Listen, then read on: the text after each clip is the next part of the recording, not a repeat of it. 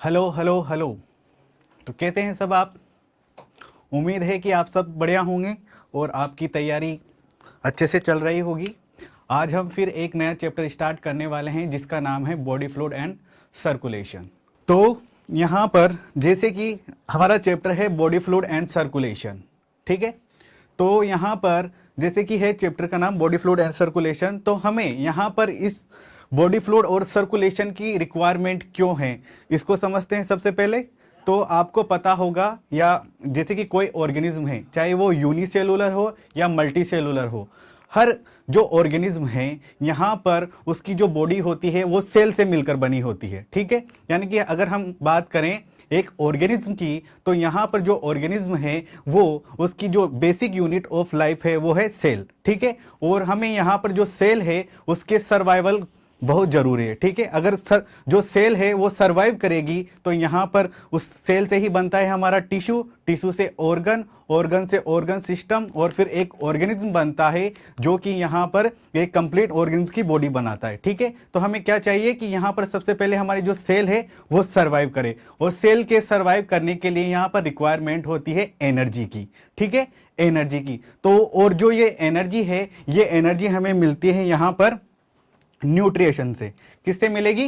Nutrition से। जैसे कि हम बात करें कार्बोहाइड्रेट, प्रोटीन, लिपिड, यहाँ पर ये न्यूट्रिशन होता है, ठीक है। और अब ब्रीथिंग में के अंदर पढ़ते हैं कि जो ये न्यूट्रिशन हम इंटेक करते हैं तो यहाँ पर डाइजेशन के थ्रू ये हम फूड को डाइजेस्ट करते हैं। उसके बाद हम क्या देखते हैं कि जो ये फूड है यहाँ पर ब्लड के थ्रू हमारी जो सेल्स है वहाँ पर जाता है, और सेल के अंदर यहाँ पर इनका ऑक्सीजन की प्रेजेंस में इनडायरेक्टली ब्रेक डाउन होता है, ठीक है। तो यहाँ पर ऑक्सीजन की प्रेजेंस में यहाँ पर फूड का यहाँ पर सेलुलर डाइजेशन होता है, जिसकी वजह से क्या होता है कि यहाँ पर एक मेटाबॉलिज्म प्रोसेस चल रही है, जिससे क्या होगा कि यहाँ पर जो फूड का डाइजेशन हुआ है उसी से यहाँ पर कुछ हार्मफुल वेस्ट बनेंगे। उसी के अलावा यहाँ पर जो CO2 बनती है उस CO2 को वापस से ब्लड के थ्रू हमारी या फिर किसी और मीडियम के थ्रू यहाँ पर हमारी बॉडी से एलिमिनेट किया जाता है।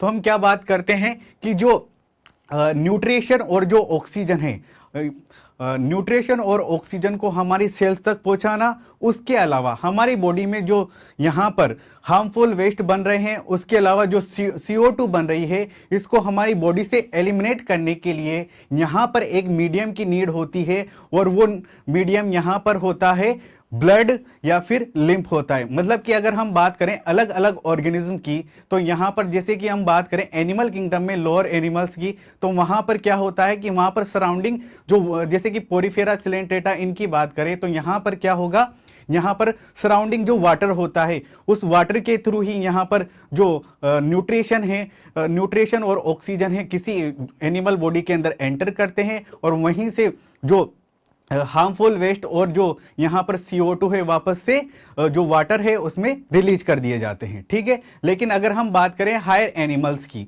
तो हायर एनिमल्स में अगर हम अपनी बात करें तो यहाँ पर हमारा जो सर्कुलेटरी सिस्टम होता है, यहाँ पर वेल डेवलप्ड सर्कुलेटरी सिस्टम होगा, और यहाँ पर हमारे पास दो मीडियम होते हैं, एक होता है हमारा ब्लड और दूसरा होता है लिम्फ। मेनली हम बात करते हैं ब्लड की, और ब्लड का ही एक स्पेशलाइज जो फॉर्म है वो हो जाता है यहाँ पर लिम्फ हो जाता है। तो आप देख सकते हैं कि यहाँ पर जैसे कि अगर आप स्टार्टिंग NCERT का इंट्रोडक्शन देखेंगे तो यहाँ पर आप देखोगे कि जो एनिमल्स होते हैं यहाँ पर उनकी क्या हेल्थी फंक्शन फॉर सेल्स और टिश्यू, यानी कि जो बेसिक यूनिट ऑफ लाइफ है सेल्स और टिश्यू, सेल से ही टिश्यू बना है।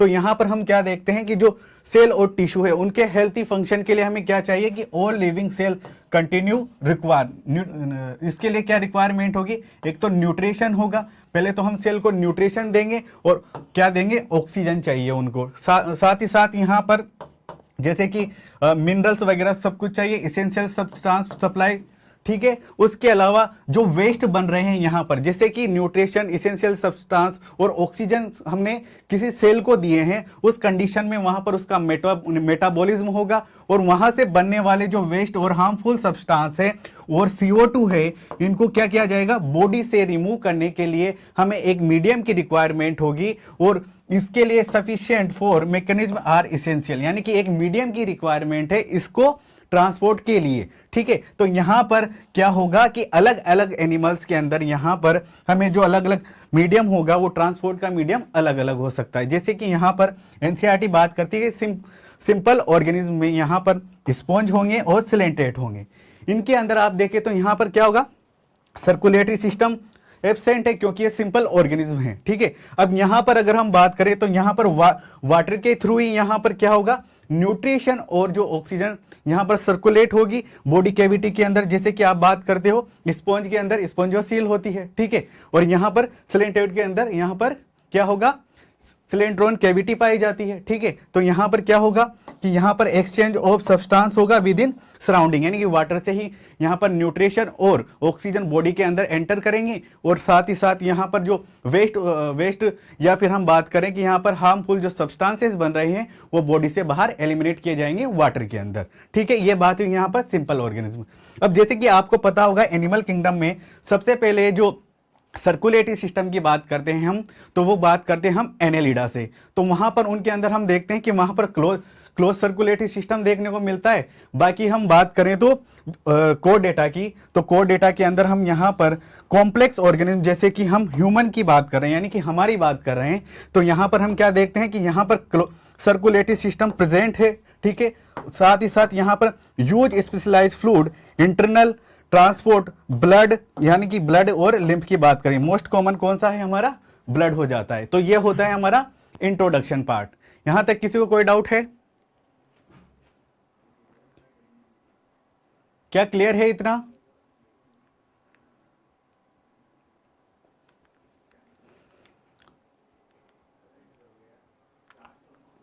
हेलो,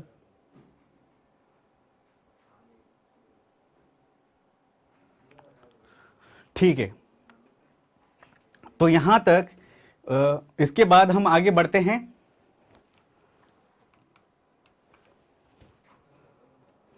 अब बात आती है कि हम बात करेंगे सबसे पहले ब्लड की। ठीक है, इसके लिए अगर हम ब्लड की बात करें तो आपने जो एनिमल टिश्यू चैप्टर है उसके अंदर कनेक्टिव टिश्यू पढ़ा होगा। ठीक है, कनेक्टिव टिश्यू के अंदर हम बात करते हैं, तीन फॉर्म होती है, loose connective tissue, dense connective tissue और स्पेशलाइज कनेक्टिव टिश्यू।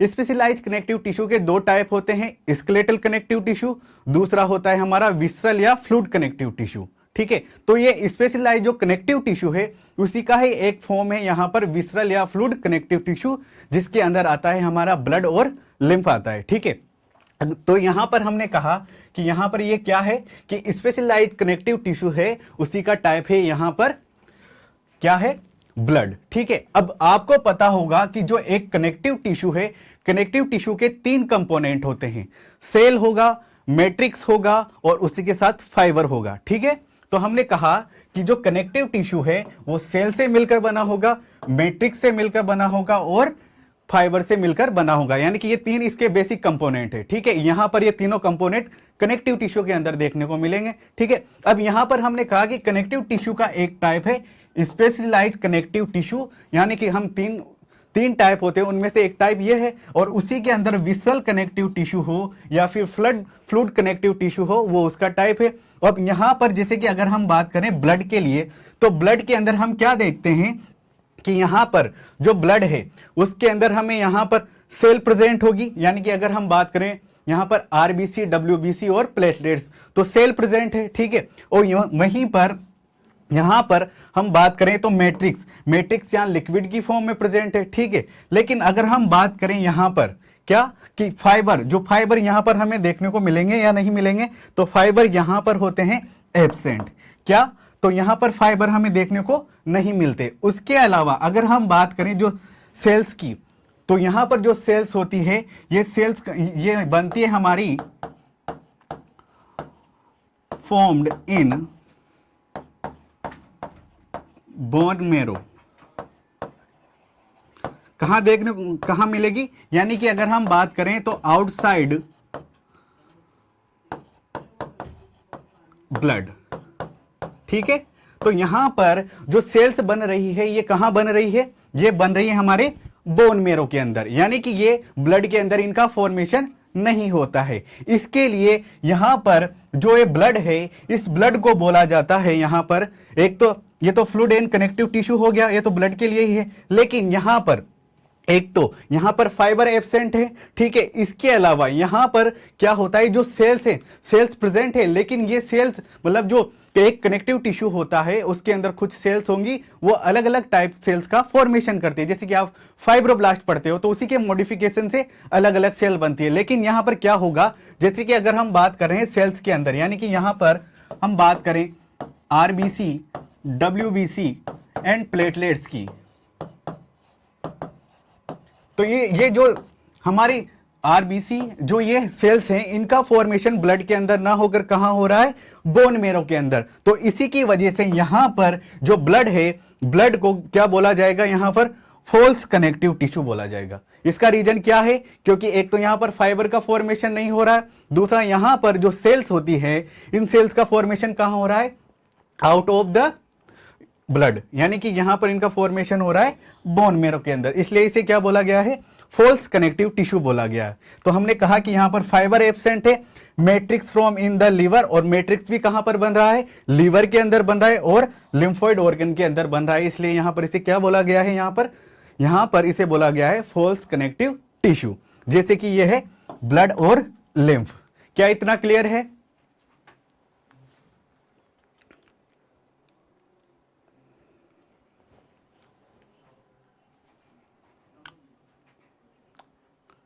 ठीक है, तो आगे बढ़ते हैं। यहां पर हमारा हो जाता है ब्लड। अब यहां पर बात करते हैं ब्लड की। तो जो ब्लड होता है ये एनसीईआरटी के अकॉर्डिंग यहां पर दो कंपोनेंट से मिलकर बना होगा, एक होता है मैट्रिक्स और मैट्रिक्स या प्लाज्मा, और दूसरा होता है हमारे फॉर्म्ड एलिमेंट्स। ठीक है, मैट्रिक्स या प्लाज्मा या फिर formed elements.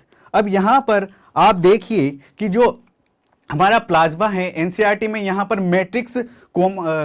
Matrix coma plasma दिया हुआ है, तो यहां पर आप समझेंगे कि ये दो अलग अलग कंपोनेंट है, लेकिन यहां पर ये एक ही कंपोनेंट है। या तो हम इसे मैट्रिक्स बोल सकते हैं या फिर प्लाज्मा बोल सकते हैं। अगर मैट्रिक्स पार्ट की बात की जाए तो यहां पर जो मैट्रिक्स पार्ट है ये बनाता है टोटल ब्लड का 55%, वहीं पर फॉर्म एलिमेंट बनाते हैं हमारे 45%। ठीक है, अब प्लाज्मा के अंदर अगर हम बात करें तो प्लाज्मा के अंदर हमें क्या क्या देखने को मिलेगा वो देखते हैं।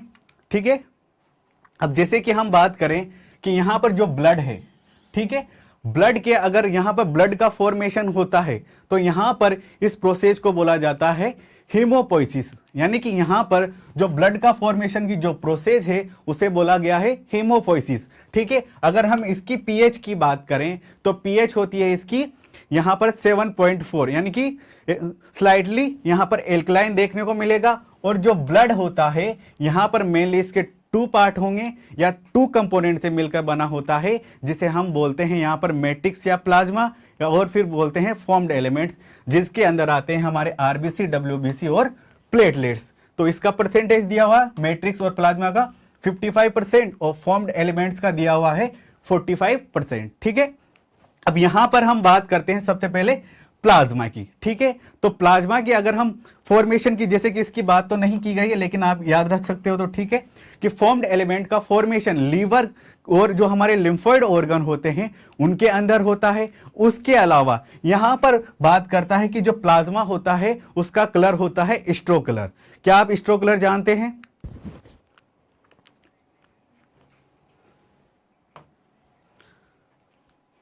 स्ट्रो कलर होता है, जैसे कि आपने अगर भूसे का रंग देखा हो तो वहां पर क्या देखता है कि वो हमें येलो कलर का होगा, यानी कि बिल्कुल लाइट में भी, येलो में भी कौन सा, लाइट कलर का, तो ये होता है लाइट येलो।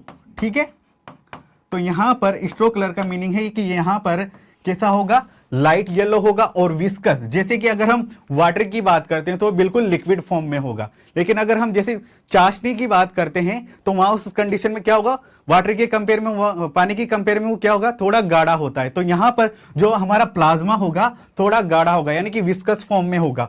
और यहां पर जो हमें लाइट येलो कलर दिख रहा है वो उसका रीजन है यहां पर यूरोबिलिनोजन, यानी कि एक यहां पर ये पिगमेंट होता है। इसी की वजह से हमारा जो प्लाज्मा होता है यहां पर कैसा होगा, यहां पर स्ट्रो कलर का होगा। ठीक है, अगर यहां पर हम प्लाज्मा के कंपोनेंट की बात करें कि इसके अंदर हमें क्या क्या देखने को मिलेगा, तो आप देख सकते हैं कि जो टोटल प्लाज्मा है उसका तो यहां पर 92% यहां पर, यानी कि 90 से 92% हमें क्या देखने को मिल रहा है, वाटर। उसके अलावा जो 6 to 8% होगा यहां पर हमें देखने को मिलेगी प्लाज्मा प्रोटीन। ठीक है, प्लाज्मा प्रोटीन के अंदर भी अगर हम बात करें तो यहां पर हमें 3 टाइप की प्लाज्मा प्रोटीन देखने को मिलेगी। एक होती है हमारी एल्बुमिन, ग्लोब्यूलिन और फाइब्रिनोजन। ठीक है, प्रोथ्रोम्बिन के बारे में यहां पर एनसीईआरटी ने बात नहीं की है, लेकिन आप याद रख सकते हैं। ठीक है, तो यहां पर अगर हम एल्बुमिन की बात करें तो एल्बुमिन का यहां पर मैक्सिमम जो टोटल प्रोटीन है उसमें से सबसे ज्यादा अमाउंट किसका होगा, एल्बुमिन का, फिर ग्लोब्यूलिन का, फिर यहां पर फाइब्रिनोजन का। ठीक है, तो यहां पर अगर हम इनके फंक्शन की बात करें तो यहां पर ये मेंटेन करती है ब्लड कोलोइडल ऑस्मेटिक प्रेशर, जिसे आप पढ़ते हो एक्सक्रीटरी सिस्टम में। ठीक है, आप चाहो तो याद रख सकते हो या फिर आप इसे याद रख सकते हो ऑस्मोटिक बैलेंस में। यहां पर इसका फंक्शन क्या है, ऑस्मोटिक बैलेंस।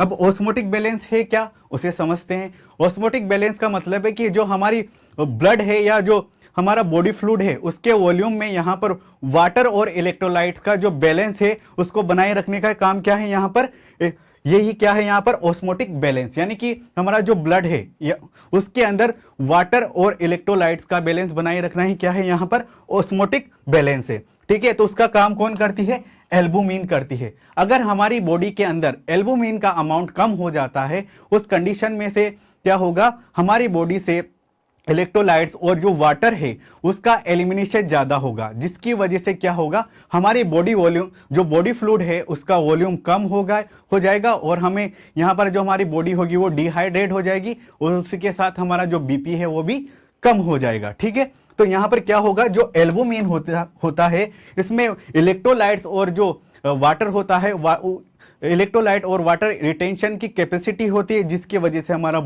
जो बॉडी वॉल्यूम है या ऑस्मोटिक बैलेंस है वो बना रहता है। ठीक है, इसके बाद करते हैं हम यहाँ पर ग्लोब्यूलिन प्रोटीन की। तो यहाँ पर जो प्रोटीन है इसका प्राइमरी फंक्शन क्या होगा, डिफेंस का, यानी कि ये हमें इम्यूनिटी प्रोवाइड करती है। अब इस एनसीईआरटी बात करती है प्राइमरी डिफेंस, तो इसको समझते हैं कि यहां पर जो ग्लोब्यूलिन होती है कि इसे प्राइमरी फंक्शन ही क्यों बोला, ठीक है, प्राइमरी डिफेंस क्यों बोला, यानी कि इसके और भी फंक्शन हो सकते हैं। तो यहां पर जो ग्लोब्यूलिन होती है ये होती है 3 टाइप की, एक तो अल्फा, बीटा और गामा टाइप की। ठीक है, तो यहां पर जो अल्फा और बीटा है यहां पर इन दोनों का फॉर्मेशन होता है लीवर से। ठीक है, और इनका फंक्शन होता है यहां पर ट्रांसपोर्ट का।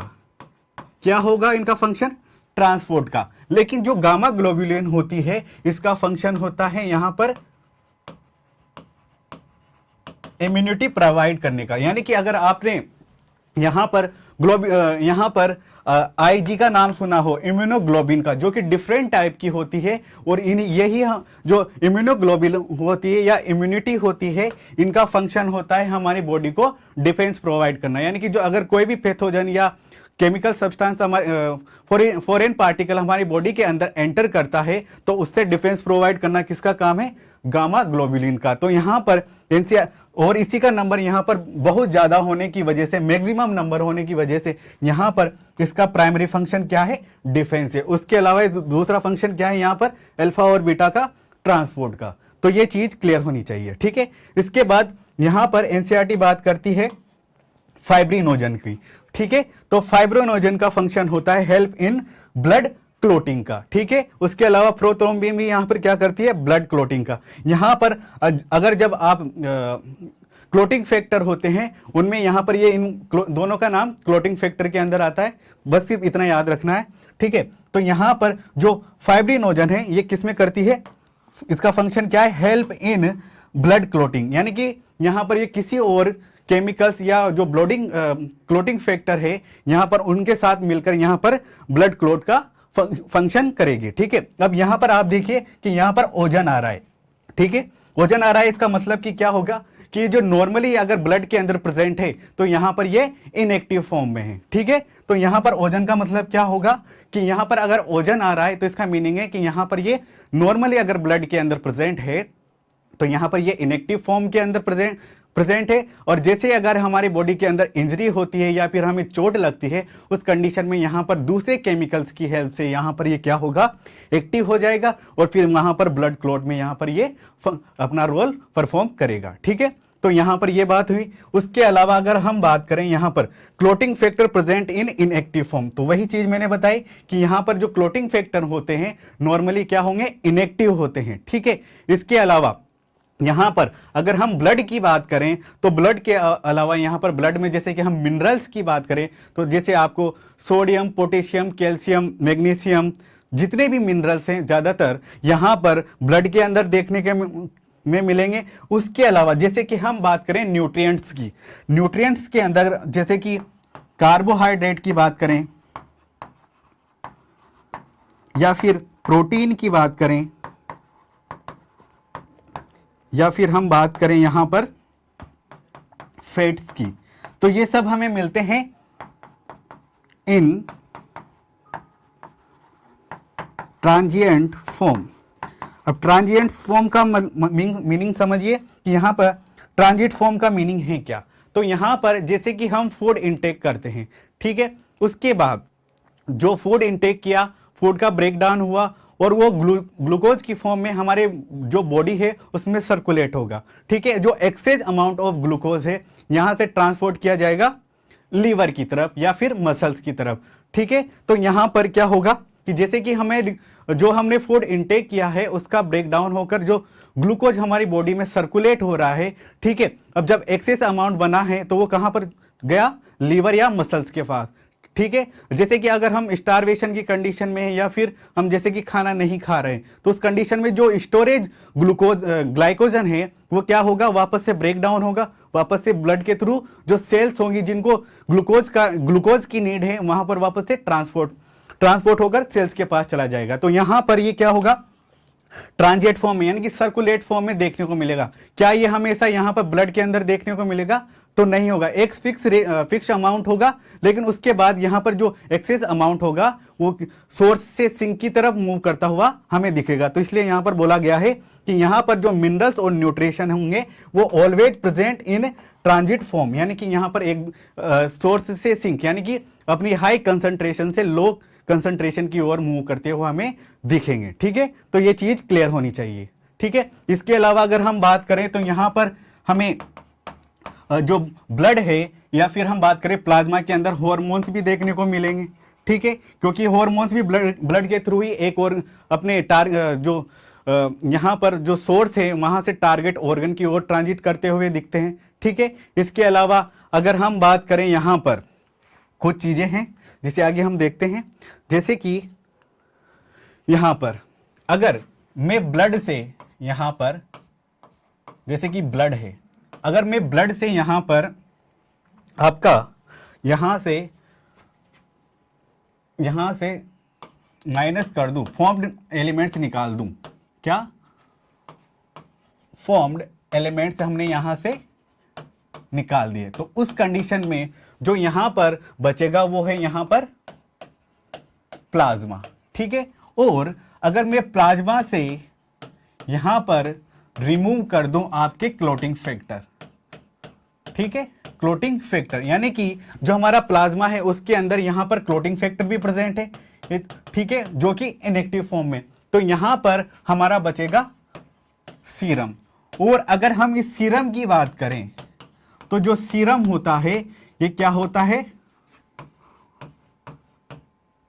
डजंट क्लोट, यानी कि अगर हम बात करें यहां पर तो यहां पर क्या होगा कि जो ब्लड होता है वो ब्लड के अंदर क्लोटिंग कैपेसिटी होती है क्योंकि उसके अंदर यहां पर क्या है, क्लोटिंग फैक्टर प्रेजेंट है। अगर मैं प्लाज्मा की बात करूं तो प्लाज्मा के अंदर भी यहां पर क्या है, क्लोटिंग फैक्टर प्रेजेंट है। ठीक है, लेकिन अगर मैं सीरम की बात करूं तो सीरम के अंदर यहां पर क्लोटिंग फैक्टर एब्सेंट होने की वजह से यहां पर क्या होगा, ये कभी भी क्लोट नहीं करता है। तो यहां पर हमने कहा कि ब्लड के अंदर से अगर हम फॉर्म्ड एलिमेंट्स निकाल दे तो वो क्या है, प्लाज्मा है। अगर प्लाज्मा के अंदर से हम यहां पर क्लोटिंग फैक्टर निकाल दें तो वो सीरम है, और सीरम के अंदर से अगर हम यहां जो सीरम है इसके अंदर क्या है, क्लोटिंग फैक्टर एब्सेंट होने की वजह से ये क्या करता है, क्लोट नहीं करता है। क्या इतना क्लियर है?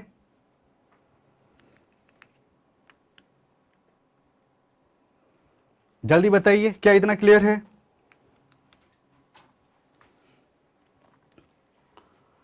ठीक है, तो आगे बढ़ते हैं वापस से। आगे हम बात करेंगे, उतना हुआ प्लाज्मा के बारे में। अब आगे सेकंड कंपोनेंट के बारे में बात करेंगे जिसका नाम है यहां पर फॉर्म्ड एलिमेंट्स। ठीक है, अगर फॉर्म्ड एलिमेंट्स की बात करें तो यहां पर हमें पता है इनका फॉर्मेशन बोन मेरो में होता है, जैसे कि हमने बात की थी। तो इसका जो ये बनाता है हमारा 45%, बाकी 55% कौन बना रहा है, प्लाज्मा बना रहा है। ठीक है, अब फॉर्म्ड एलिमेंट्स में हम बात करते हैं, एक तो यहां पर आरबीसी की, आरबीसी, डब्ल्यूबीसी एंड प्लेटलेट्स। ठीक है, डब्ल्यूबीसी, आरबीसी और प्लेटलेट्स। अब बात कर रहे हैं हम आरबीसी की। ठीक है, और आरबीसी का ही दूसरा नाम होता है इरिथ्रोसाइट। ठीक है, अब यहां पर अगर हम जहां पर आरबीसी का फॉर्मेशन हो रहा है, यानी कि बोन मेरो के अंदर इसका फॉर्मेशन हो रहा है, तो इस जो प्रोसेस है जिसके थ्रू यहां पर आरबीसी का फॉर्मेशन हो रहा है उसे बोला जाता है इरिथ्रोपोइसिस। ठीक है, इरिथ्रोपोइसिस। ठीक है, अब यहां पर प्रोसेस है इरिथ्रोपोइसिस। अब यहां पर जो ऑर्गन इनका फॉर्मेशन कर रहा है उसे बोला जाता है इरिथ्रोपोइटिक ऑर्गन।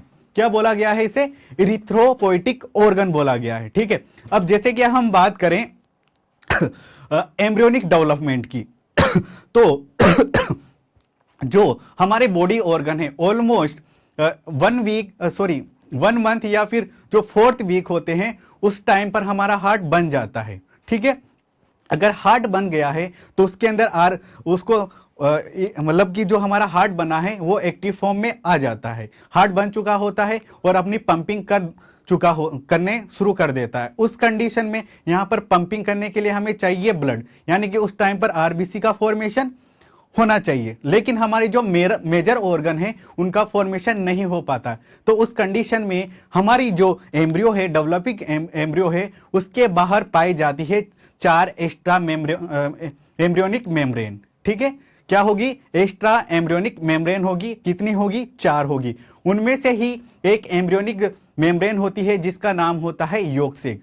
4 एम्ब्रियोनिक मेम्ब्रेन है, जैसे कि हम बात करें कोरियन, एमनियन, एलेंटोइस और यॉर्क सैक। तो उनमें से ही एक है यहां पर यॉर्क सैक। इसी यॉर्क सैक से यहां पर जो आरबीसी बनती है, इसलिए यहां पर जो यॉर्क सैक है इसे बोला जाता है फर्स्ट ऑर्गन, यानी कि जो इरिथ्रोपोइटिक ऑर्गन है, यानी कि जो सबसे पहले यहां पर आरबीसी का फॉर्मेशन कर रहा है वो कौन है, यहां पर इरिथ्रोपोइटिक, यहां पर कौन है, यॉर्क सैक। तो यहां पर जो फर्स्ट आरबीसी का फॉर्मेशन कर रहा है वो कौन है, यहां पर यॉर्क सैक। अब जैसे ही हम बात करें 5th मंथ के बाद में, या फिर हम बात 5th मंथ तक बात करें तो जो मोस्ट ऑफ ऑर्गन यहां पर उनका फॉर्मेशन हो जाता है। अगर हम जैसे एम्ब्रियोनिक कंडीशन की बात करें, प्रेगनेंसी के 5th मंथ तक जो मोस्ट ऑफ ऑर्गन बन जाते हैं, उस कंडीशन में यहां पर लीवर और स्प्लीन आरबीसी का फॉर्मेशन करने लग जाते हैं। तो स्टार्टिंग में अगर आपसे पूछा जाए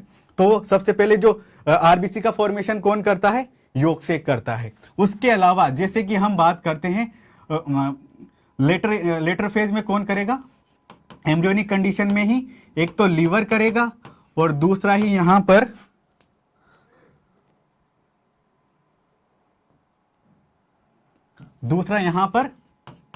स्प्लीन करेगा। तो यहां पर एक तो लीवर कर रहा है और स्प्लीन कर रहा है। लेकिन आफ्टर बर्थ यहां पर एडल्ट कंडीशन में यहां पर जो आरबीसी का फॉर्मेशन करता है वो होता है हमारा बोन मेरो। तो ये आपको याद रखना है कि यहां पर आरबीसी का फॉर्मेशन कौन कौन से ऑर्गन करते हैं। अगर हम एम्ब्रियोनिक कंडीशन की बात कर रहे हैं, यानी कि स्टार्टिंग फेज की, तो सबसे पहले यॉर्क सैक, उसके बाद लीवर और स्प्लीन, और जब हम आफ्टर बर्थ की बात करते हैं यानी कि एडल्ट कंडीशन की बात कर रहे हैं तो यहां पर वो है हमारे रेड बोन मेरो। ठीक है, अब जैसे कि आपने, और इन्हीं का नंबर यहां पर जो ब्लड है इसी के अंदर इसका नंबर सबसे ज्यादा होगा। कितना होगा अभी हम आगे देखेंगे। अब यहां पर जो आपकी एनसीईआरटी है सेल बायोलॉजी के अंदर, वहां पर जो हमारी आरबीसी है उसका साइज दिया हुआ है, तो ये होता है 7 माइक्रोन। ठीक है, तो आपको ये याद रखना है। इसके अलावा जैसे कि यहाँ पर आरबीसी का फॉर्मेशन हो रहा है, उस कंडीशन में यहाँ पर अगर हम इसके लाइफ साइकिल की बात करें तो ऑलमोस्ट या अराउंड ये होता है 120 डेज। ये कितना है? अराउंड है, फिक्स नहीं है, अराउंड है। आप लिख सकते हो कि अराउंड यहां पर कितना है?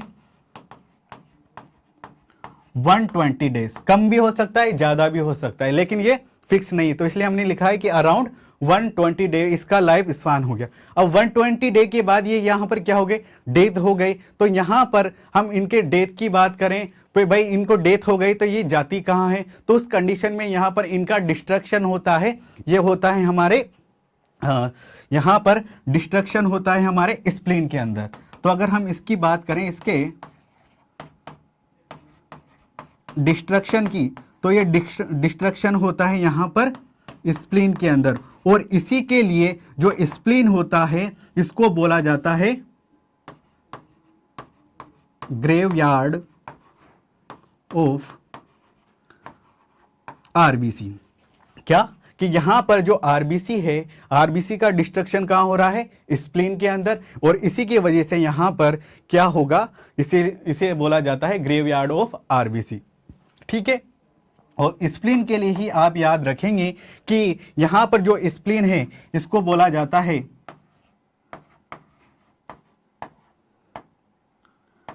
Reservoir of RBC. अब रिजर्वियर यानी कि यहां पर क्या होगा? जिसे कि मान लीजिए हमें चोट लग गई या फिर ऐसी इमरजेंसी आ गई है जिसकी वजह से हमारा ब्लड लॉस ज्यादा हो रहा है, उस कंडीशन में क्या होगा कि जो स्प्लीन होता है ये कुछ अमाउंट में आरबीसी को स्टोर करके रखता है। जैसे अगर हमारा बॉडी के अंदर आरबीसी का अमाउंट कम हुआ या फिर ब्लड लॉस हो गया है, उस कंडीशन में आरबीसी के अमाउंट को वापस से मेंटेन रखने के लिए क्या करेगा? अपने पास से जो स्टोर आरबीसी है उनको रिलीज करेगा। तो एक तो यहां पर ये क्या है? ग्रेवयार्ड है, और उसी के साथ ये रिजर्वियर भी होता है स्प्लीन।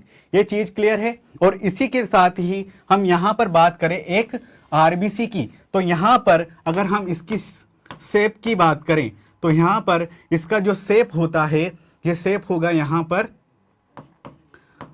By concave. एक मिनट, अगर हम इसके शेप की बात करें तो यह है बाई कॉनकेव, यानी कि अगर हम यहां पर इसे बनाकर देखें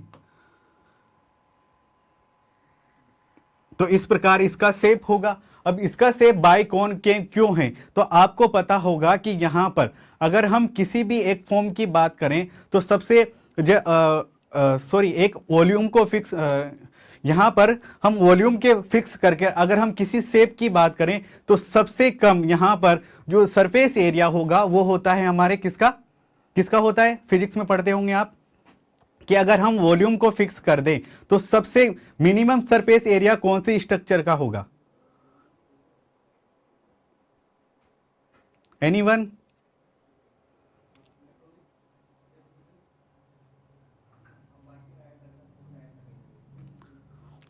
अगर वॉल्यूम को यहां पर फिक्स कर दिया जाए, उस कंडीशन में यहां पर अगर सरफेस एरिया की बात की जाए तो कौन सी स्ट्रक्चर या फिर हम कौन सी शेप का यहां पर जो सरफेस एरिया होगा वो सबसे कम होगा? तो वो होगा स्फीयर।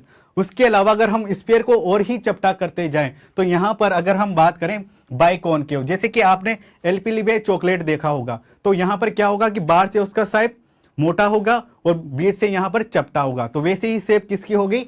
आरबीसी की। ठीक है, तो यहां पर क्या होगा? इसका शेप कैसा है हमारा? यहां पर बाइकॉनकेव है। इसके अलावा यहां पर जो इसका शेप है, ये शेप सरफेस एरिया यहां पर क्या होगा? ज्यादा होगा। ठीक है, सरफेस एरिया यहां पर ज्यादा होगा, और सरफेस एरिया अगर ज्यादा है तो उस कंडीशन में यहां पर जो गैसियस डिफ्यूजन होगा वो भी ज्यादा होना चाहिए, क्योंकि आप ब्रीथिंग के अंदर पढ़ते हो कि जो हमारा गैसियस एक्सचेंज होता है वो डिपेंड करता है सरफेस एरिया पर। ठीक है, तो यहां पर क्या होगा कि इस सरफेस एरिया को बढ़ाने के लिए ही यहां पर क्या होगा? इसका जो शेप है ये कैसा हो गया? बाइकॉनकेव हो गया। इसके अलावा यहां पर अगर हम बात करें तो जो हमारा आरबीसी होता है, उस आरबीसी के अंदर क्या होगा कि यहां पर ये इन्यूक्लिएटेड होगा। एक मिनट, इधर लिखा है क्या? हाँ, यहां पर एक तो इसका शेप दिया हुआ है कि ये बाइकॉनकेव होता है, उसके अलावा ये सर्कुलर होगा, ठीक है। इसके अलावा अगर हम आरबीसी की बात की जाए तो आरबीसी के अंदर जब जैसे कि ये इमेच्योर कंडीशन में है, यानी कि जब ये बोन मेरो के अंदर इनका फॉर्मेशन हो रहा है तो स्टार्टिंग कंडीशन में ये न्यूक्लिएटेड होती है, लेकिन जैसे जैसे ये मेच्योर होती जाती है इसके अंदर न्यूक्लियस और बाकी जितने भी सेल ऑर्गेनेल्स है यहाँ पर क्या हो जाएंगे, यहां से गायब हो जाएंगे, एब्सेंट हो जाएंगे या डिस्ट्रक्ट हो जाएंगे, जिसकी वजह से क्या होगा कि जो सेल है या आरबीसी है उसके अंदर यहां पर जो हीमोग्लोबिन है उसका अमाउंट यहां पर हमें ज्यादा देखने को मिलेगा। मोस्ट अगर हम बात करें कि यहां पर मैमल्स हैं तो जो मोस्टली मैमल्स होते हैं वो सब न्यूक्लिएटेड, जिन उनकी आरबीसी होगी वो न्यूक्लिएटेड होगी। मोस्टली मैमल्स की आरबीसी न्यूक्लिएटेड होती है, लेकिन कुछ ऐसे मैमल्स हैं जिनकी आरबीसी इन्यूक्लिएट होगी या डी न्यूक्लिएटेड होती है। जैसे कि अगर हम अपनी बात करें तो हमारी जो मेच्योर आरबीसी है वो क्या है, यहां पर यहां पर खुद जो इन्यूक्लिएट मोस्टली मैमल्स की जो आरबीसी है वो क्या होगी, इन्यूक्लिएटेड या नॉन न्यूक्लिएटेड होगी, जैसे कि मेजॉरिटी ऑफ मैमल्स। लेकिन कुछ ऐसे मैमल्स भी होंगे जिनकी यहां पर आरबीसी न्यूक्लिएटेड या फिर हम न्यूक्लियस देखने को मिलता है, ठीक है। अब जैसे कि हमने बात की यहां पर इसकी, अब जैसे कि हमने कहा कि यहां पर न्यूक्लियस एब्सेंट है, उस कंडीशन में क्या होगा कि जैसे न्यूक्लियस एब्सेंट है, बाकी कुछ जो जैसे कि हम बात करें सेल ऑर्गेनेल्स, यहां पर एंडोप्लाज्मिक रेटिकुलम, गोल्जी बॉडी, दूसरे माइटोकॉन्ड्रिया, जितने भी सेल ऑर्गेनेल्स हैं यहाँ पर एब्सेंट देखने को मिलता है, जिसकी वजह से क्या होगा, उसका जो एरिया है यहाँ पर आरबीसी के जो अंदर का एरिया है वो हमें ज़्यादा देखने को मिलेगा। इसी की वजह से यहाँ पर इसके अंदर हमें ज़्यादा से ज़्यादा यहाँ पर हीमोग्लोबिन इसके अंदर फिट हो सके। और आपको पता है कि एक हीमोग्लोबिन 4 मॉलिक्यूल्स ऑफ ऑक्सीजन के साथ बाइंड करता है, ठीक है। जितनी ज़्यादा यहाँ पर हीमोग्लोबिन होगा उतना ही यहाँ पर हमारा क्या होगा, यहाँ पर जो गैसियस यहाँ पर गैसियस एक्सचेंज होगा, यानी कि यहाँ पर गैस का ट्रांसपोर्ट देखने को मिलेगा, ठीक है। तो उसके लिए यहाँ पर क्या होगा कि यहाँ पर हमारे जो सेल ऑर्गेनेल्स है उसके अलावा यहाँ पर हमारा जो न्यूक्लियस है वो भी हम मेच्योर आरबीसी के अंदर एब्सेंट देखने को मिलता है। इसके अलावा अगर हम अभी हमने कहा कि यहाँ पर मोस्ट ऑफ ऑर्गन यहाँ पर मतलब कि जो सेल ऑर्गेनेल्स है वो एब्सेंट देखने को मिलता है, यानी कि यहाँ पर माइटोकॉन्ड्रिया भी एब्सेंट होगा। अगर माइटोकॉन्ड्रिया एब्सेंट है उस कंडीशन में यहाँ पर जो रेस्पिरेशन होगा वो रेस्पिरेशन कैसा होना चाहिए, एरोबिक या एनएरोबिक? बताइए कि यहां पर जो रेस्पिरेशन होगा वो एरोबिक होगा या एनएरोबिक?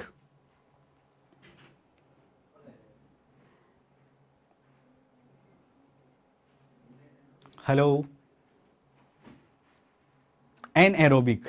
अब्दुल जी बिल्कुल, यहां पर क्योंकि माइटोकॉन्ड्रिया के अंदर आप पढ़ते हो कि माइटोकॉन्ड्रिया के अंदर एरोबिक रेस्पिरेशन होता है। अब जैसे कि माइटोकॉन्ड्रिया ही एब्सेंट है उस कंडीशन में यहां पर जो रेस्पिरेशन होगा यहां पर एरोबिक रेस्पिरेशन नहीं देखने को मिलेगा, ठीक है। अगर एरोबिक रेस्पिरेशन नहीं मतलब कि यहां पर एन एरोबिक रेस्पिरेशन होगा। अगर एन एरोबिक रेस्पिरेशन है यानी कि यहां पर O2 का यूज नहीं हो रहा है, तो इसके लिए यहां पर जो सेल होगी वो भी खुद O2 का यूटिलाइज नहीं कर पाती है, ठीक है। तो यहां पर जितनी भी O2 ये यहां पर हीमोग्लोबिन के साथ बाइंड होती है उतनी ही यहां पर टिश्यू या ऑर्गन को ट्रांसपोर्ट कर पाती है। यानी कि अगर ग्लाइकोलाइसिस की बात करें तो आपको पता है कि ग्लाइकोलाइसिस O2 की प्रेजेंस और एब्सेंस दोनों में देखने को मिल सकती है, लेकिन यहां पर क्या है, एनएरोबिक कंडीशन है, लेकिन यहां पर ग्लाइकोलाइसिस की साइकिल तो चलेगी ही सही, ठीक है। तो यहां पर एरोबिक और एनएरोबिक कंडीशन में देखने को ग्लाइकोलाइसिस हमें देखने को मिलती है, ठीक है।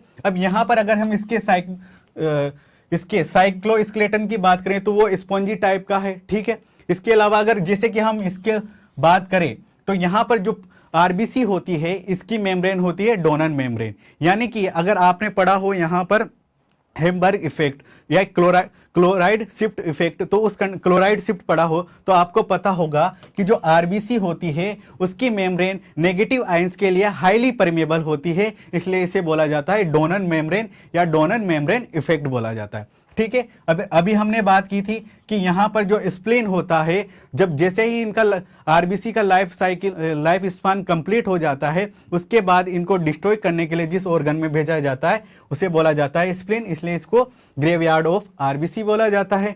उसके अलावा यहाँ पर इंजरी की कंडीशन हो या फिर ब्लड लॉस की कंडीशन हो, उस कंडीशन में यहाँ पर अगर हमारी बॉडी के अंदर आरबीसी का अमाउंट कम हो जाता है तो यहाँ पर क्या होगा कि जो स्प्लीन है अपने पास जो रिजर्व स्टोर आरबीसी है उसको वापस से ब्लड के अंदर यहाँ पर आरबीसी को ब्लड के अंदर यहाँ पर रिलीज करेगा और आरबीसी के अमाउंट को यहाँ पर फिक्स करता है या मेंटेन करता हुआ चलता है। ठीक है। अब अगर हमारी जो ब्लड है उसके अंदर, वैसे ये आउट ऑफ एनसीईआरटी है, आप चाहो तो याद रख सकते हो समझने के लिए कि अगर आरबीसी का नंबर अपने जिसका नंबर है, जैसे कि अगर हम यहाँ पर बात करें, शायद मैंने बताया नहीं है आपको, हाँ यहाँ पर अगर हम एक एडल्ट मैन की बात करें तो यहाँ पर इसका नंबर होता है 5 to 5 मिलियन पर यहाँ पर mm3, यानी कि अगर हम बात करें एक mm लंबा, 1 mm चौड़ा और 1 mm ऊंचा अगर कोई क्यूब लें, उस क्यूब के अगर हम अंदर यहाँ पर अगर हम आरबीसी को रखें तो यहाँ पर कितनी आरबीसी आ सकती है, यहाँ पर 5 से 5.5 यहाँ पर मिलियन, यानी कि 10 लाख। अगर नॉर्मली अगर हम बात करें तो यहाँ पर 50 से 55 लाख यहाँ पर आरबीसी कहाँ देखने को मिलेगी, यहाँ पर एक mm ऊंचा, 1 mm चौड़ा और 1 mm यहाँ पर लंबे क्यूब है, उस क्यूब के अंदर यहाँ पर हमें 50 से 55 लाख आरबीसी देखने को मिलेगी। ठीक है। लेकिन अगर हम फीमेल की बात करें तो फीमेल के अंदर इसका नंबर होगा कम। वुमन की बात करें तो यहाँ पर इसका नंबर होता है कम।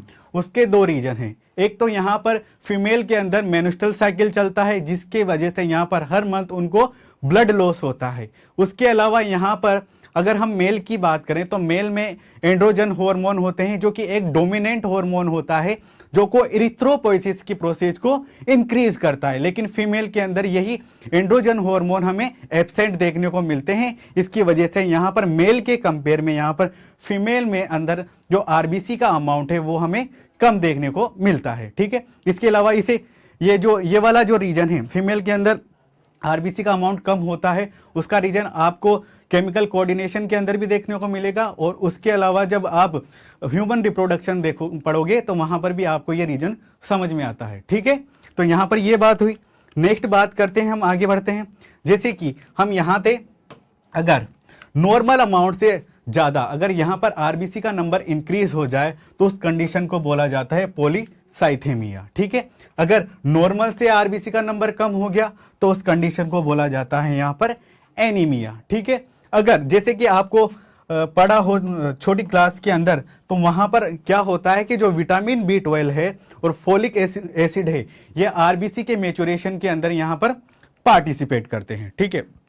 जैसे कि आरबीसी बना है, उस कंडीशन में जब आरबीसी के इमेच्योर से मैच्योर कंडीशन होगी तो वहां पर जो विटामिन B12 है और फोलिक एसिड है यहाँ पर उसके मैच्योरेशन में पार्टिसिपेट करते हैं। अगर मान लीजिए कि यहाँ पर इनका अगर ये यहाँ पर हमारी बॉडी के अंदर इनकी कमी है या फिर हमें एब्सेंट है, उस कंडीशन में यहाँ पर क्या होगा कि जो ये आरबीसी है, आरबीसी में यहाँ पर जो कंडीशन देखने को मिलेगी, यानी कि अगर इनका मैच्योर हुई तो उस कंडीशन में यहाँ पर बड़ी बड़ी साइज की हमें यहाँ पर क्या होगी, आरबीसी देखने को मिलेगी। उस कंडीशन को बोला जाता है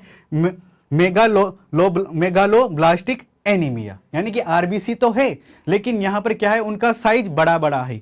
ठीक है। और वो यहाँ पर क्या प्रॉपर फंक्शन नहीं कर पाती है, इसलिए इसे क्या बोला गया है यहाँ पर मेगालोब्लास्टिक एनीमिया। ठीक है। अगर यहाँ पर आपको पता हो तो जो आरबीसी होता है, आरबीसी के ही अंदर यहाँ पर जो हमारा आयरन होता है वो Fe2+ की फॉर्म में प्रेजेंट होगा। यहाँ की अगर इसमें अगर आरबीसी के अंदर हीमोग्लोबिन के अंदर यहाँ पर अगर क्या जो हीमोग्लोबिन है उसके अंदर अगर Fe की डिफिशियंसी हो जाए या हमारे ब्लड के अंदर Fe की डिफिशियंसी हो जाए तो उस कंडीशन में जो आरबीसी होगी या फिर जो हमारे अंदर जो ब्लड होगा या आरबीसी होगी वो वाली कंडीशन है यहाँ पर माइक्रोसाइटिक एनीमिया। ठीक है। ये आउट ऑफ एनसीईआरटी है, चाहो तो आप इसे याद नहीं रखना चाहो तो नहीं रख सकते। ठीक है। बाकी का क्लियर है। आरबीसी के बारे में।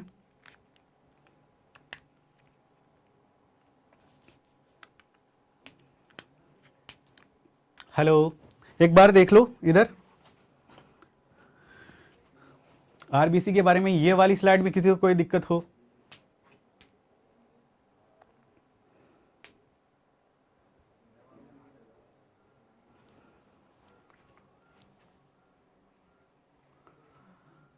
इर्तिजा, ठीक है। ये वाली, हाँ इस वाली स्लाइड में देखो कोई प्रॉब्लम हो, किसी को कोई डाउट हो?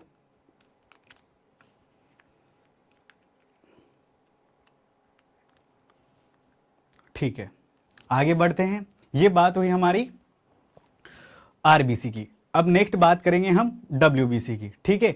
और आप एक और चीज याद रख सकते हो कि यहां पर आयरन की वजह से इसका जो कलर है ये रेड होता है, ठीक है। क्या होगा? आयरन की ही वजह से यहां पर जो आरबीसी है होती है इसका कलर होता है रेड, ठीक है। अब नेक्स्ट बात आती है डब्ल्यूबीसी की, या इसी का दूसरा नाम होता है ल्यूकोसाइट, ठीक है। अब जैसे कि डब्ल्यूबीसी मतलब कि व्हाइट ब्लड सेल, ठीक है। तो हम क्या समझते हैं कि यहां पर जो ये फॉर्म्ड एलिमेंट है या जो हमारा डब्ल्यूबीसी है या ल्यूकोसाइट है, इसका कलर होना चाहिए व्हाइट। लेकिन यहां पर अगर हम इसके कलर की बात करें तो ये व्हाइट कलर की होती है। और आरबीसी में हमने देखा था कि वो इन्यूक्लिएटेड है या डी न्यूक्लिएटेड होती है। लेकिन यहां पर हम बात करें तो जो डब्ल्यूबीसी है या इसके जितने भी टाइप होते हैं वो सब क्या होंगे? न्यूक्लिएटेड होंगे, ठीक है। और यहां पर जो ये कंडीशन मिलेगी वो सिंगल होगी, मतलब कि न्यूक्लियस तो होगा लेकिन वो सिंगल फॉर्म में होगा।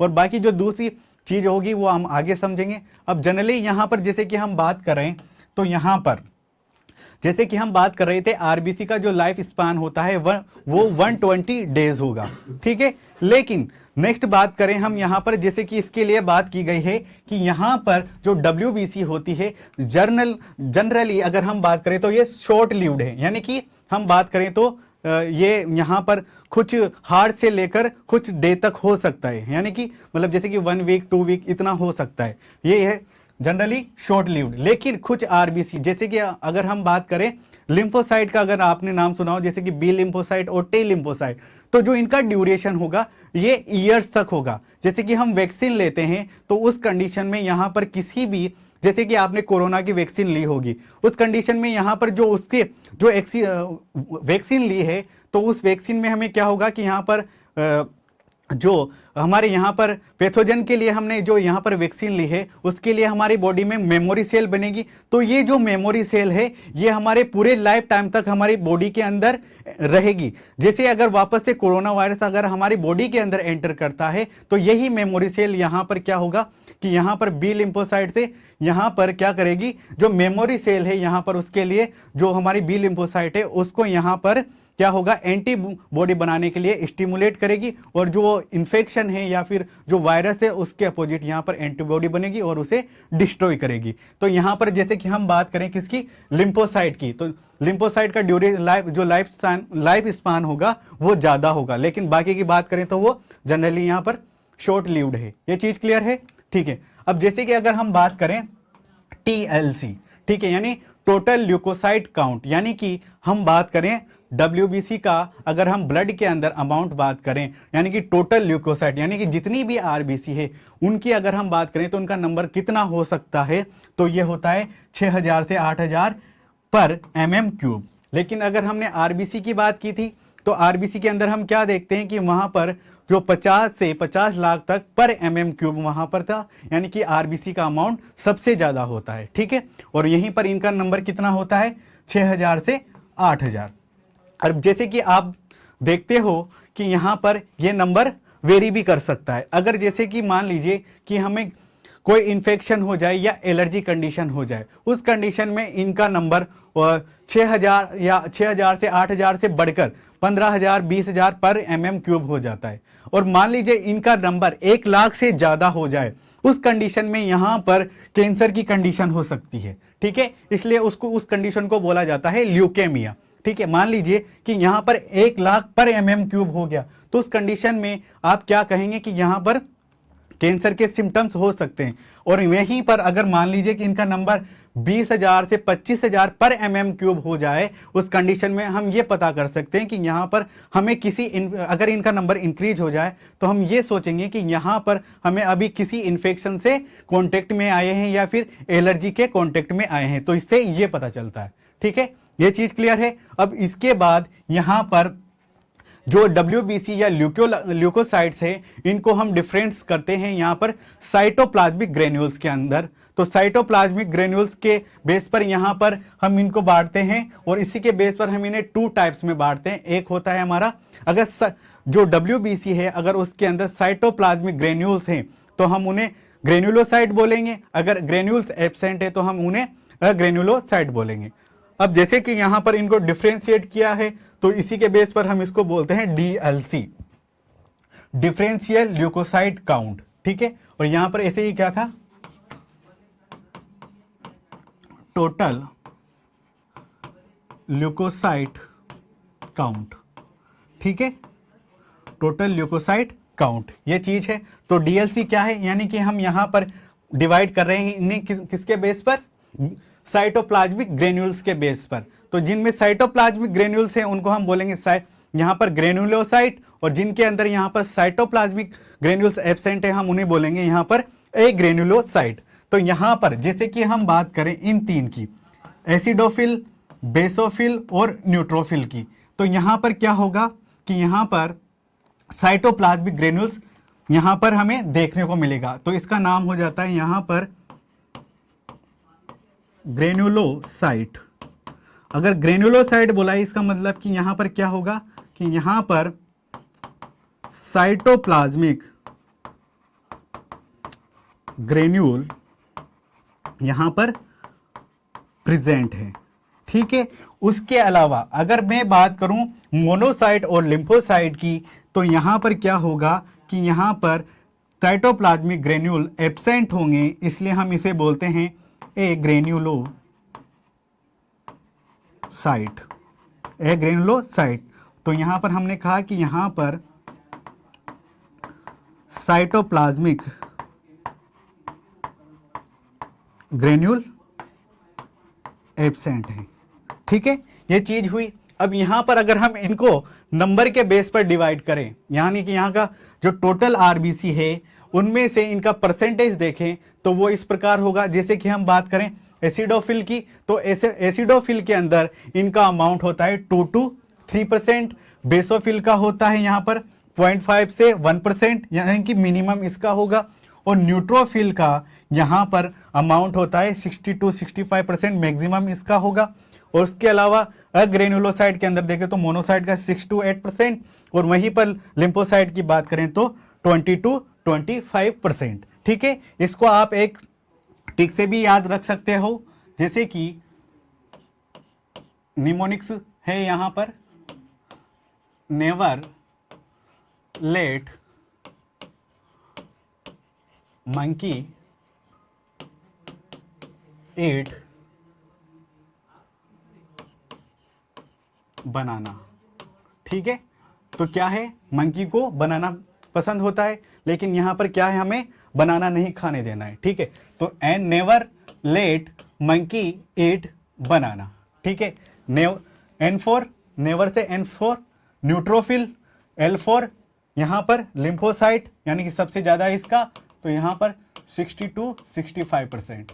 ठीक है, लेट यानी कि lymphocyte 20 to 25%, monocyte M for monocyte, monocyte का नंबर कितना है 6 to 8%। ठीक, E फॉर इओसिनोफिल या फिर यहां पर एसिडोफिल, इसी का नाम क्या है यहां पर इओसिनोफिल्स। ठीक है, तो यहां पर इसी का नंबर कितना है यहां पर 2 to 3%। ठीक है, और बी फॉर बेसोफिल, तो इसका है यहां पर 0.5 to 1% यहां पर। तो इस प्रकार आप इसका निमोनिक से यहां पर इसका परसेंटेज याद रख सकते हो। ज्यादातर क्वेश्चन यहां से बनता है। ठीक है, एक तरफ टेबल दे देंगे, दूसरी तरफ इनका कंपैरिजन मैच द कॉलम वाला क्वेश्चन बन सकता है, या डायरेक्ट इनका परसेंटेज सामने दिया होगा और इनकरेक्ट पूछ लिया जाए या फिर करेक्ट पूछ लिया जाए।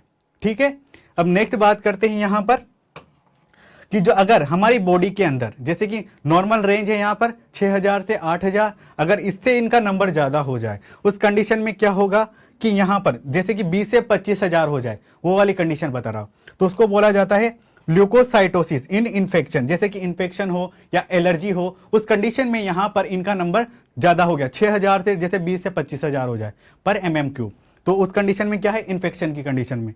ठीक है, अब जैसे कि इसका WBC का नंबर कम हो जाए और ल्यूकोसाइटोपिनिया, ठीक है, तो इस कंडीशन में जैसे कि एड्स में, टाइफॉइड में इनका नंबर कम हो जाता है। ठीक है, और वहीं पर अगर एबनॉर्मल यहाँ पर WBC का नंबर ज्यादा हो जाए, बहुत ही ज्यादा, 1 लाख से ज्यादा हो जाए, ठीक है, तो उस कंडीशन को बोला जाता है ब्लड कैंसर या फिर ल्यूकोमिया या फिर लिम्फोमा। ये कंडीशन हमें देखने को मिलती है। ठीक है, तो यहां तक ये हुआ इसका बेसिक। यहां तक किसी को कोई डाउट है?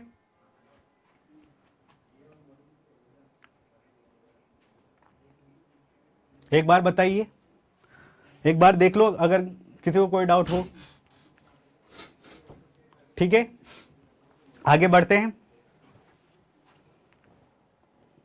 ठीक है, अब बात करेंगे हम टाइप्स की। ठीक है, पहले तो हमने जनरली जो इसका कैरेक्टर्स वगैरह होते हैं वो बात की। अब हम बात करेंगे यहां पर कि यहां पर जो WBC को हमने डिवाइड किया था साइटोप्लाज्मिक ग्रेन्यूल्स के बेस पर, ठीक है, उसी के बेस पर यहां पर हम 2 टाइप में डिवाइड करते हैं। एक तो होता है ग्रेनुलोसाइट, जिसके अंदर हमारे आते हैं पॉलीमॉर्फोन्यूक्लियर लिम्फोसाइट। ठीक है, इसके बारे में हम आगे बात करेंगे। ठीक है, अभी सिर्फ इतना सा याद रखो। जैसे कि हमने कहा कि यहां पर जो साइटोप्लाज्मिक ग्रेन्यूल्स होते हैं यहां पर प्रेजेंट होंगे, इसी के बेस पर हमने इसको नाम दिया है ग्रेनुलोसाइट। ठीक है, और यहां पर क्या होगा, जैसे कि हम बात करें एसिडोफिल, बेसोफिल और न्यूट्रोफिल में, तो यहां पर जो सेल होगी वो न्यूक्लियस तो होगा, मतलब कि उनके अंदर एक ही न्यूक्लियस होगा, लेकिन वो लोब्स के अंदर डिवाइडेड होता है। इसलिए यहां पर जो हमें कंडीशन देखने को मिलेगी वो होगी हमारी मल्टी लोब्ड न्यूक्लियस। इसलिए यहां पर इसे बोला जाता है PMNL, यानी यह कि यहां पर इसे बोला जाएगा पॉलीमॉर्फो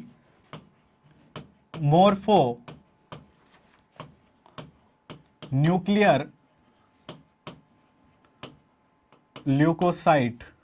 ठीक, यानी कि पोली यानी बहुत सारे, मोर्फो यानी बाहर से देखेंगे हम मोर्फोलॉजी उसकी, न्यूक्लियर यानी बहुत सारे न्यूक्लियर, ल्यूकोसाइट मतलब कि WBC, यानी कि ऐसी WBC जिसके अंदर यहां पर बहुत सारे हमें न्यूक्लियर, बाहर से देखने पर कैसा होगी कि बहुत सारे इसके अंदर न्यूक्लियस है, इसलिए इसका नाम क्या है, PMNL। ठीक है, तो यहां पर क्या होगा कि जो न्यूक्लियस होगा वो मल्टीपल लोब के अंदर यहां पर डिवाइडेड होगा, इसलिए इसे मल्टी लोब्ड या PNML बोलेंगे, PMNL। ठीक है, अब इसके बारे में जैसे कि हमने बात की कि यहां पर जो एसिडोफिल होगा फर्स्ट टाइप, जो कि क्या है, ग्रेनुलोसाइट का फर्स्ट टाइप है, जिसको एसिडोफिल बोलेंगे या फिर इओसिनोफिल बोलेंगे। ठीक है, तो इसका मेनली यहां पर क्या है, रेजिस्ट इन्फेक्शन। ठीक है, जैसे कि यहां पर क्या है, इसका फंक्शन क्या है, रेजिस्ट इन्फेक्शन, यानी कि ये हमें इन्फेक्शन से बचाएगी। अब ये होता क्या है, तो इसे समझिए।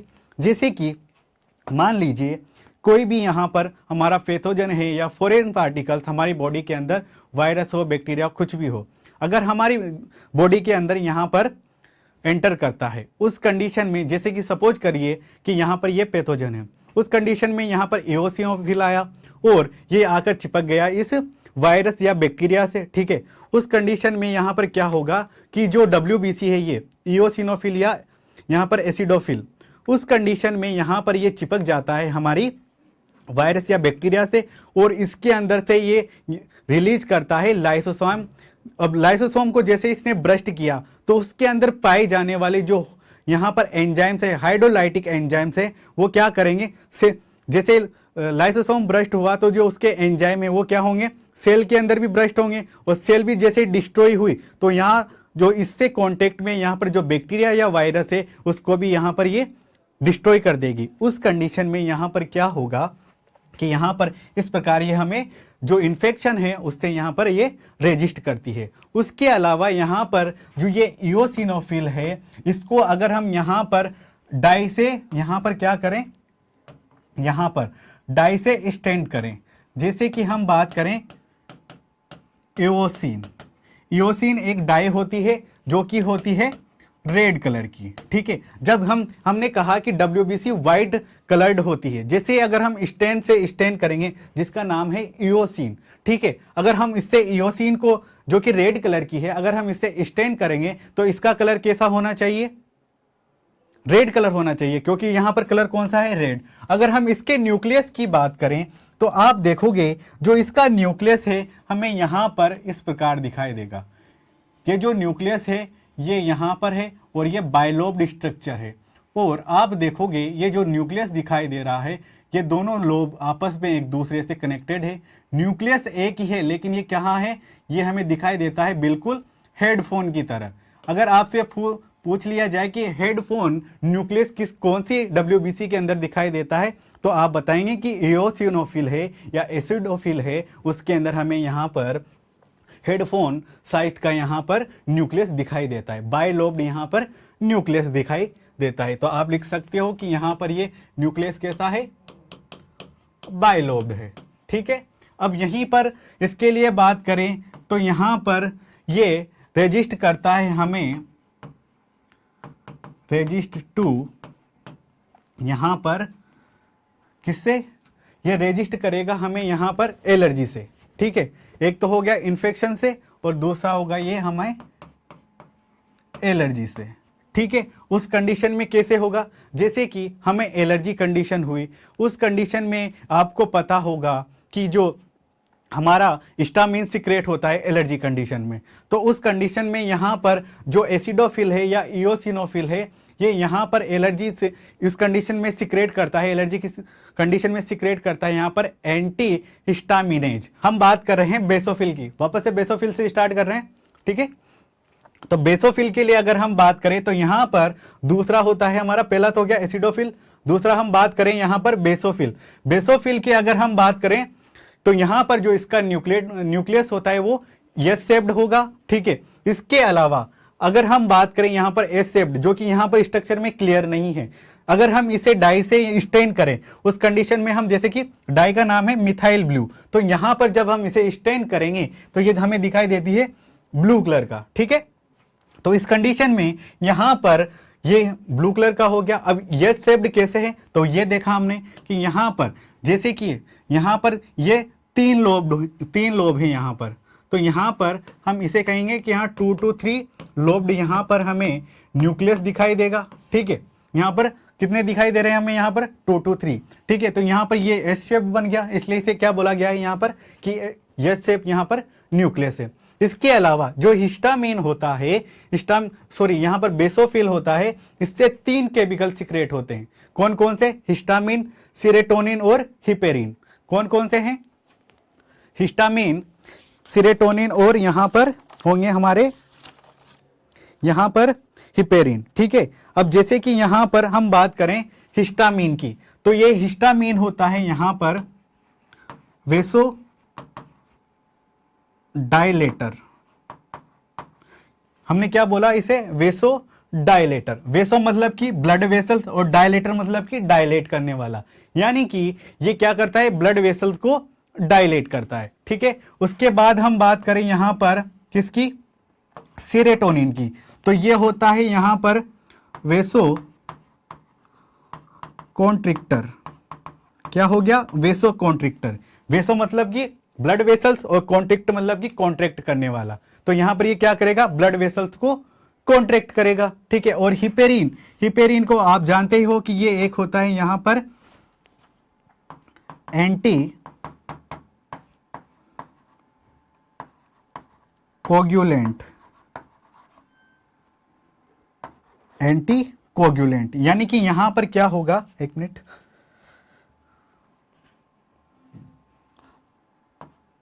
एंटी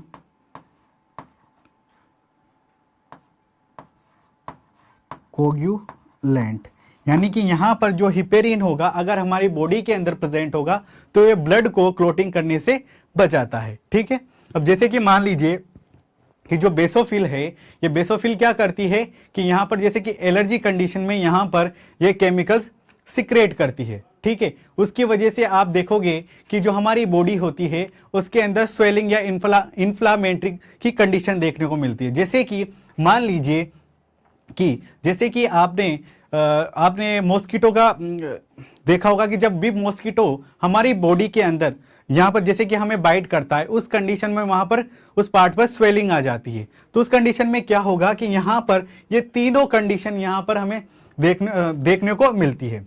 ठीक है, कि जैसे कि जो हिस्टामिन होता है ये क्या करता है कि यहाँ पर जैसे कि यहाँ पर जैसे कि पहले हम सीरोटोनिन की बात करते हैं, तो जैसे कि जहां पर बाइट किया उस कंडीशन में जो आगे वाली वेसल्स है उसको यहाँ पर जो सीरोटोनिन है वो कॉन्ट्रैक्ट कर देगा। उसके अलावा जो यहाँ पर हिस्टामिन है वो क्या करेगा कि यहाँ पर जो पीछे वाली वेसल्स है उसमें यहाँ पर उसको डायलेट कर देगा। तो इससे वहां पर क्या होगा, जिस एरिया पर हमें बाइट किया है उस एरिया पे यहाँ पर जो ब्लड होगा वो इकट्ठा होने लग जाता है, और यहाँ पर हिपेरिन क्या करता है, एंटीकोगुलेंट की तरह काम कर देता है, जिसकी वजह से वहां पर हमें स्वेलिंग दिखती है।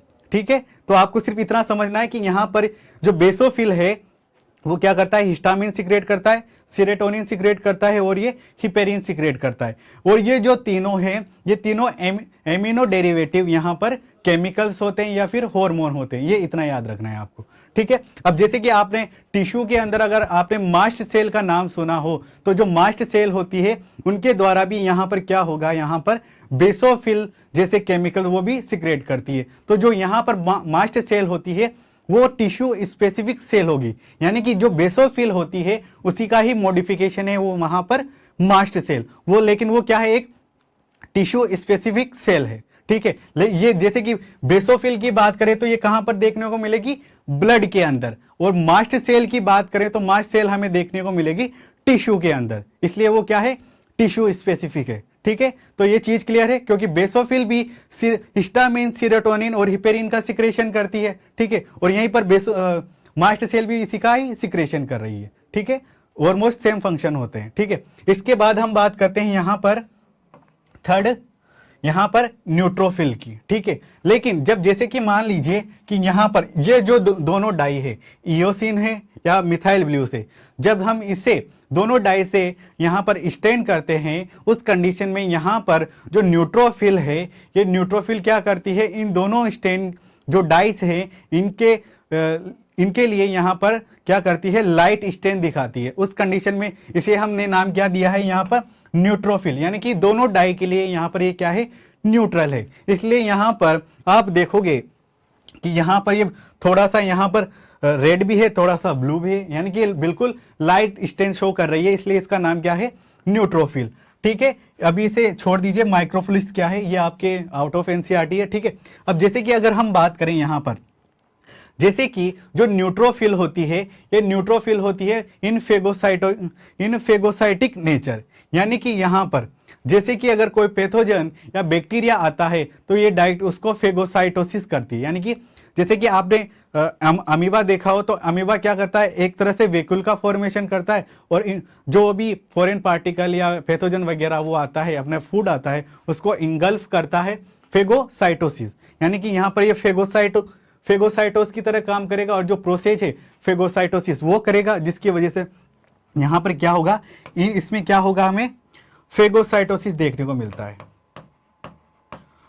फेगोसाइटोसिस यहाँ पर देखने को मिलेगा। अगर मैं इसके न्यूक्लियस की बात करूं तो न्यूक्लियस को समझिए, यहां पर जो इसका न्यूक्लियस है ये हमें दिखाई देता है यहां पर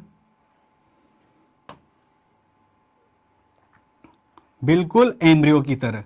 अगर आपने एम्ब्रियो वाली स्टेज कंडीशन देखी हो कहीं भी, जैसे कि बुक्स वगैरह में छोटी क्लास में, या फिर इवोल्यूशन वाला अगर आपने बेसिक चैप्टर पढ़ा हो, उस कंडीशन में आप देखोगे कि एम्ब्रियो कुछ इस प्रकार से दिखाई देता है। जैसे कि ये इसका हेड है, ये एब्डोमेन पार्ट है, थोरेक्स पार्ट, फिर ये एब्डोमेन पार्ट, और ये फिर इसका टेल वाला पार्ट हो जाता है। उस कंडीशन में यहाँ पर ये जो इसका शेप दिखाई देता है हमें बिल्कुल एम्ब्रियो की तरह दिखाई देगा, इसलिए यहाँ पर इसको एम्ब्रियो शेप्ड यहाँ पर न्यूक्लियस भी बोला जाता है। अगर हम इसके लिए आप लोब की बात करें तो इसके अंदर हमें लोब दिखाई देते हैं 3 to 5। ठीक है, तो सबसे ज़्यादा लोब हमें किसके अंदर दिखाई दे रहे हैं, यहाँ पर न्यूट्रोफिल के अंदर।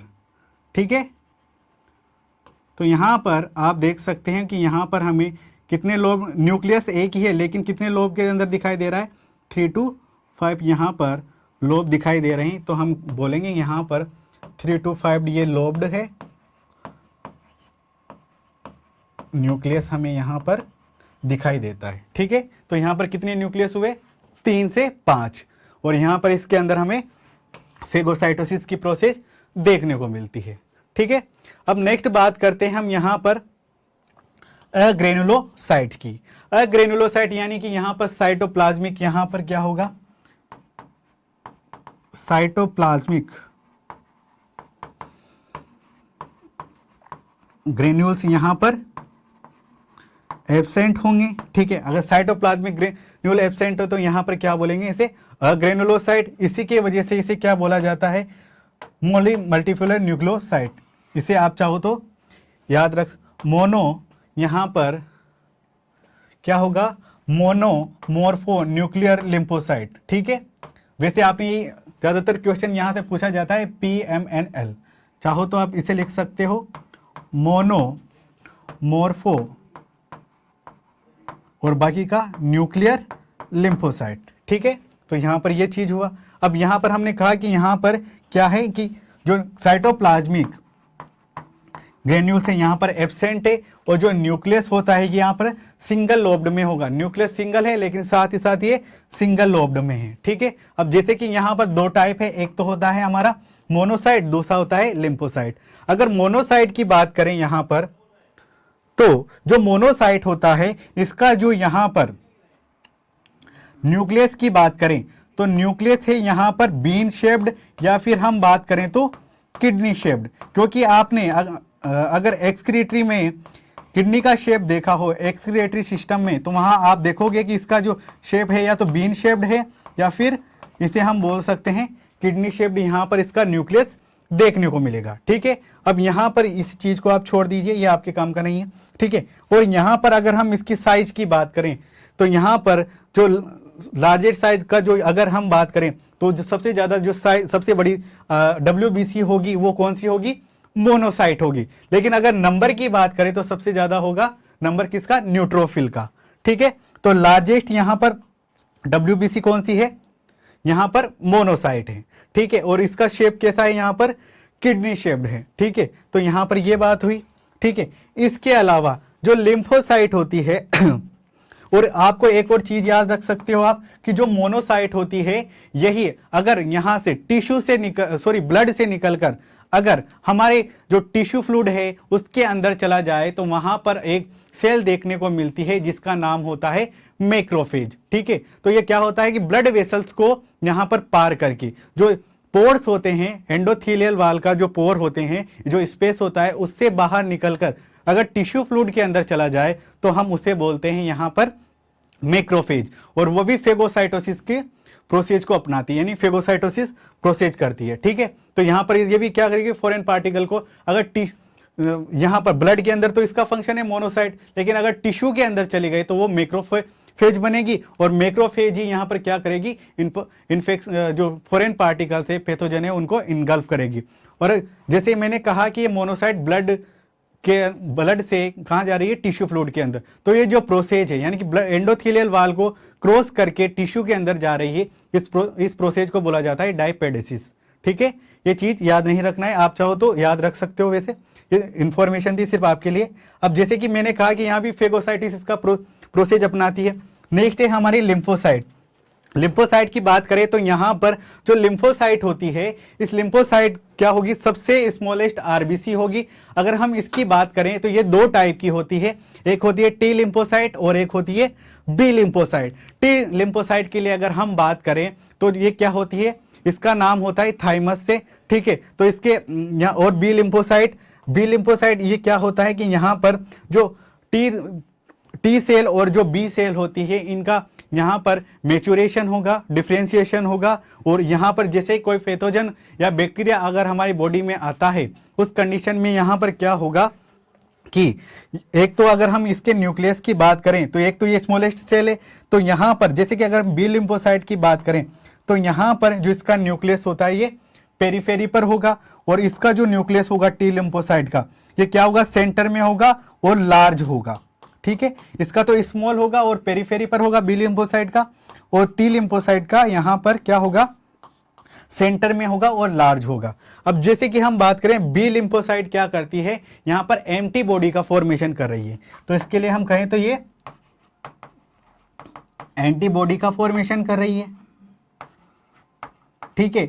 उसके अलावा जो टी लिम्फोसाइट है ये यहां पर क्या करती है कि इससे ही कुछ इसका स्पेसिफिक टाइप होता है जो कि बी लिम्फोसाइट को प्रमोट करता है एंटीबॉडी के प्रोडक्शन में। उसके अलावा यहां पर ये क्या करती है, इसके अलावा यहां पर कॉन्टेक्ट डायरेक्ट कुछ जैसे कि मैक्रोफेज इनकी वजह से क्या करती है, ये इनके साथ मिलकर यहाँ पर जो वायरस या बैक्टीरिया आ रहे हैं या पैथोजन आ रहे हैं उनके साथ इंटरेक्ट करती है और उनको डिस्ट्रॉय करती है। तो एक तो ये इसको प्रमोट करती है बी लिम्फोसाइट को जिससे कि ये एंटीबॉडी का यहाँ पर प्रोडक्शन कर सके और उसी के साथ ही यहाँ पर ये इन्फेक्शन को भी प्रिवेंट करवाती है। और आप पढ़ोगे कि जो टी लिम्फोसाइट होती है ये CMI यानी कि सेल मीडिएटेड इम्यूनिटी भी प्रोवाइड करती है। जब जैसे कि हम टिश्यू ग्राफ्ट या रिजेक्शन की बात पढ़ते हैं तो उस कंडीशन में वहां पर जो इम्यूनिटी जनरेट होती है उसको बोला जाता है CMI यानी कि सेल मीडिएटेड इम्यूनिटी, ठीक है। तो हमने कहा कि यहां पर ये करवाती है सेल मीडिएटेड इम्यूनिटी, ये प्रोवाइड करवाती है। और वहीं पर ये क्या करवाती है, ये करवाती है हमारे ह्यूमोरल इम्यूनिटी, यानी कि ह्यूमोरल मतलब होता है फ्लूइड, यानी कि जैसे कि हम बात करें कि जो बी लिम्फोसाइट है ये एंटीबॉडी का प्रोडक्शन करती है जो कि ब्लड के अंदर फ्लो करता है, इसलिए क्या है इसे हम ह्यूमोरल एंटीबॉडी या फिर हम बोलते हैं यहां पर AMI यानी कि एंटीबॉडी मीडिएटेड इम्यूनिटी प्रोवाइड करने का काम भी किसका है, बी लिम्फोसाइट का। तो आप लिख सकते हो एंटीबॉडी इम्यूनिटी मीडिएटेड इम्यूनिटी भी कौन प्रोवाइड करता है, हमारा बी लिम्फोसाइट। इसी का नाम है, या तो AMI बोल सकते हो या फिर ह्यूमोरल इम्यूनिटी बोल सकते हो, एक ही बात है। क्लियर है। ये बात हुई हमारे टाइप्स ऑफ यहां पर WBC की, जिसमें हमने ग्रेनुलोसाइट देखा और एक ग्रेनुलोसाइट देखा। ग्रेनुलोसाइट के अंदर हमने बात की यहां पर एसिडोफिल, बेसोफिल और न्यूट्रोफिल की, और यहां पर एक ग्रेनुलोसाइट के अंदर हमने बात की मोनोसाइट और लिम्फोसाइट की। यहां तक किसी को कोई डाउट है?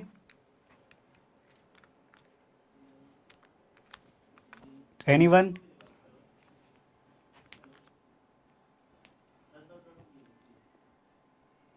हेलो,